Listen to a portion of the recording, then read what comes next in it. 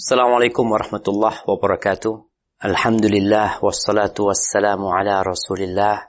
Segala puji bagi Allah Jalla Jalaluh. Salawat dan salam semoga senantiasa tercurahkan untuk baginda Nabi kita Muhammad alaihi salatu wassalam. Amma ba'd, kaum muslimin yang semoga dirahmati oleh Allah Jalla Jalaluh.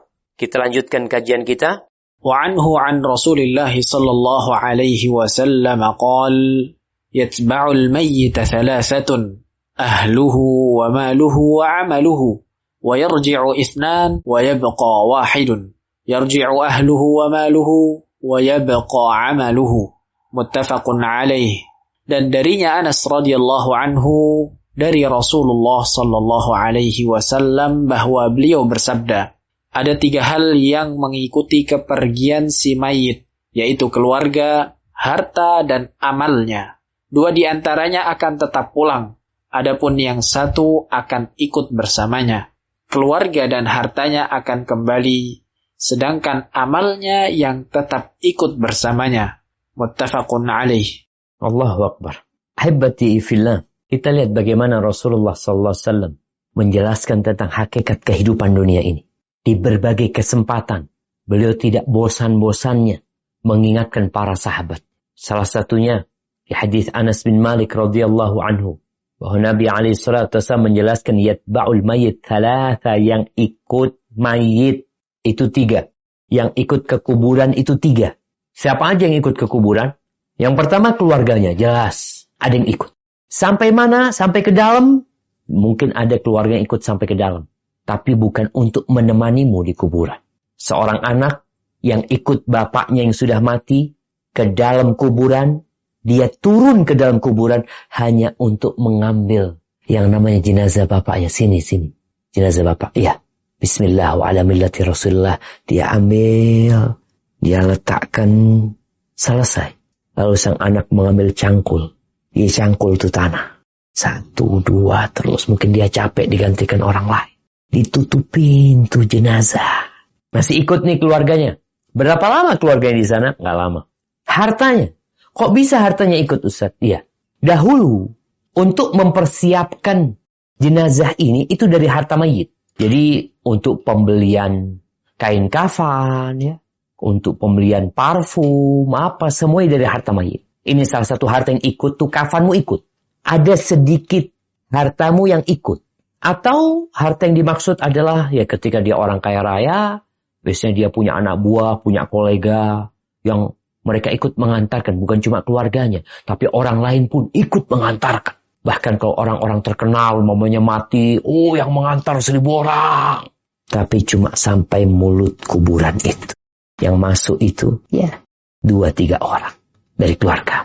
Yang ketiga yang ikut adalah amal perbuatannya. Baik itu amal soleh atau amal buruk. Setelah itu, yang 2 pulang. Yang namanya keluarga. Selesai dikuburkan, dia angkat tangan mendoakan orang tuanya, keluarganya. Allahumma ghfir lahu, warhamhu, wa'afihi, wa'afu anhu, wa akrim nuzulahu. Allahumma ja'al qabrahu raudatan min riyadil jannah. Ya Allah, jadikan kuburannya taman dari taman-taman surga. Wala taj'al qabrahu hufratan min hufarin niran. Ya Allah, jangan jadikan kuburannya lobang dari lobang-lobang neraka. Berapa lama mereka menemanimu di kuburan? 10 menit. Kayaknya musim hujan lebih cepat lagi dia meninggalkan. Pergi. Amal perbuatanmu yang kau kerjakan yang akan menemani. Kalau dia amal kebajikan, Masya Allah. Nih orang yang peduli sama akhiratnya, dia akan sholat 5 waktu. Puasa Ramadan. Yang wajib-wajib dia kerjakan. Kemudian dia tambah lagi dengan yang sunnah-sunnah. Karena dia berpikir, ini yang akan menemaniku. Sebagaimana dalam kehidupan dunia, orang tuh kadangkala bicara kebutuhan rumahnya. Yang pertama ada kebutuhan primer. Setelah itu kadangkala sekunder. Setelah itu hal-hal yang gak penting dia tambahin di rumahnya. Untuk numpuk-numpuk barang kadangkala dalam rumahnya. Gimana dengan engkau di alam akhirat nanti? Engkau perbanyak tuh tambahan-tambahan yang sunnah-sunnah. Yang diajarkan oleh Nabi SAW, dianjurkan oleh beliau kepada kita. Untuk apa? Untuk nemenin kita di kuburan. Kalau bicara kewajiban mengeluarkan harta, itu cuma zakat yang wajib. Zakat. Oke, selesai zakat 2,5% umpamanya. Ya, Apa antum nggak kepingin? Ya kalau bicara kuburan ya, bicara rumah itu kan ada yang lantainya dari ubin biasa. Ada rumah yang lantainya dari keramik. Ada lagi yang lantainya dari granit. Ada yang dari marmer, dari apa. Begitu pula dengan kuburan kita sebenarnya. Engkau mau pakai lantai apa kuburanmu itu? Ada yang standar, kewajiban. Tapi ada yang lebih.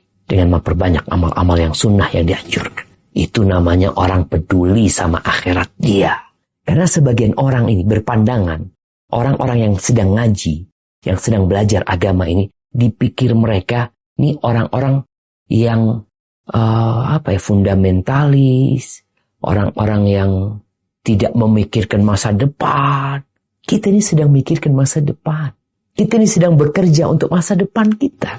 Tapi bukan untuk masa tua kita. Masa setelah kita mati, itu yang lebih penting untuk dipikirkan. Karena ada pandangan mereka ini berlebih-lebihan. Kita nggak boleh berlebih-lebihan. Beragama itu biasa-biasa aja. Tapi tadi, laksanakan yang wajib, kejar yang sunnah. Untuk apa? Untuk mendapatkan rumah yang indah di sana. Tempat yang lebih nyaman. Dan kita bersaing untuk itu. Jamaah rahimakumullah, itu yang bisa kita kaji. Semoga ilmu yang kita kaji hari ini berguna buat kita dan bisa kita amalkan dalam kehidupan kita. Dan semoga Allah menerima amalan kita. Sampai berjumpa kembali. Barakallahu fiik. Wassalamualaikum warahmatullahi wabarakatuh.